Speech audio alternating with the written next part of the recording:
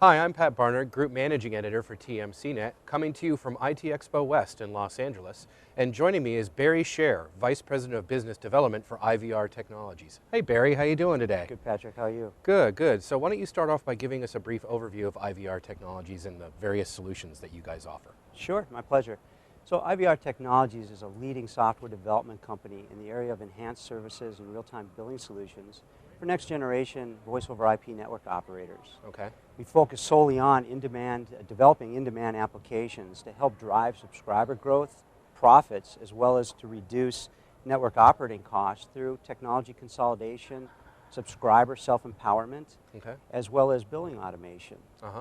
And we partner with best-of-breed companies to provide an end-to-end solution, and we work closely with our customers to help ensure their long-term business success.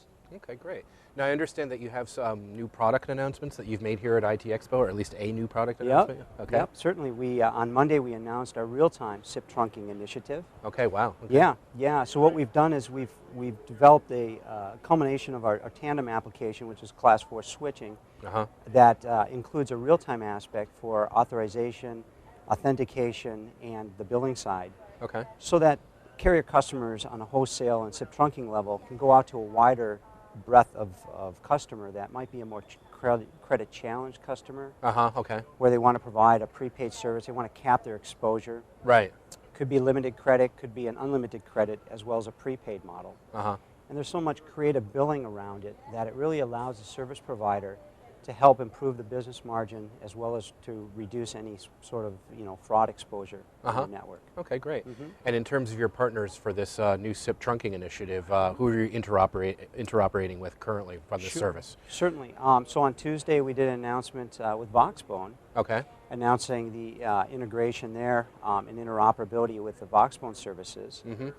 Which is fantastic for a SIP trunking level, right? Because of the global presence, as well as the iNum, which is an end-to-end IP solution. Okay. But we also have a lot of other partners out there in the space that provide certain components to the network from a session border controller level, right, to a least cost routing component. Okay.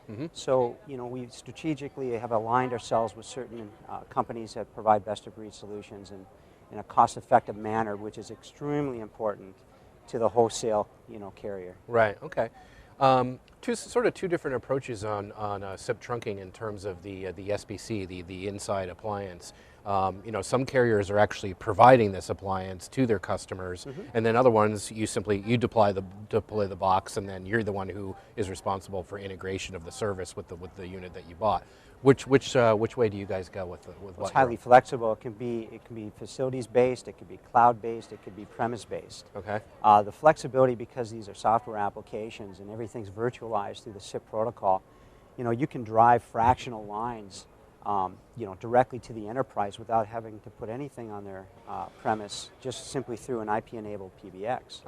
Okay. But the choices are there. Depends on the vendors and how they wish to deploy, as well as the the customer, who will have a say, obviously, in what goes in their facilities too. Okay, great. Now, are you guys participating in any of the sessions here at the show? Yes, on Tuesday, I was part of the panel for the driving revenue and subscribers. And we participated in that. Okay. All right, great. And how'd that go? Oh, it was fantastic. Had some good questions and good audience participation. And we got into some nice industry metrics. Right. That really What did you talk about? What was your particular angle on that topic? Well, my particular angle when it comes to driving revenue and subscribers is that for a carrier these days, it's not sufficient to just have one particular silo for that customer. You can't just be a residential service provider, but not have a play in their mobility, use, right, or their business use, right. But because of these smartphone applications that are available today, you can put your services on their mobile phones for maybe international dialing plans. It makes it simple for them to use, as well as maybe it's a PBX play that mobile handset becomes their PBX extension, right, whether they're at the office or away from the office. Right, sure. So as a carrier, if you can tie into those devices, right, and give them a unified portal to manage all these services, they maybe only put down one credit card. They have one place to manage this stuff from at their time and choosing. Right. And you can drive further revenues, and you can drive additional subscriber usage. Okay, great. So I really zeroed in on that. Okay, great. And how's growth been for you guys lately? Good. You know, what we've seen is our existing account base has been aggressive in their scale of session density. They've also been aggressive at innovating.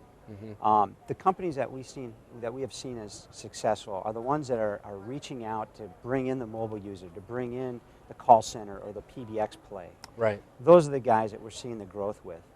As far as new accounts, it's been challenging, but you know, because of the affordability and because of the financing and other things that we're able to provide, you know, we win more than we lose on those deals. And we've been able to, you know, bring in new accounts, and even in these difficult climates. Okay. All right, that's great. Thanks very much for joining us today. We've been talking to Barry Sher, Vice President of Business Development for IVR Technologies, coming to you from IT Expo West.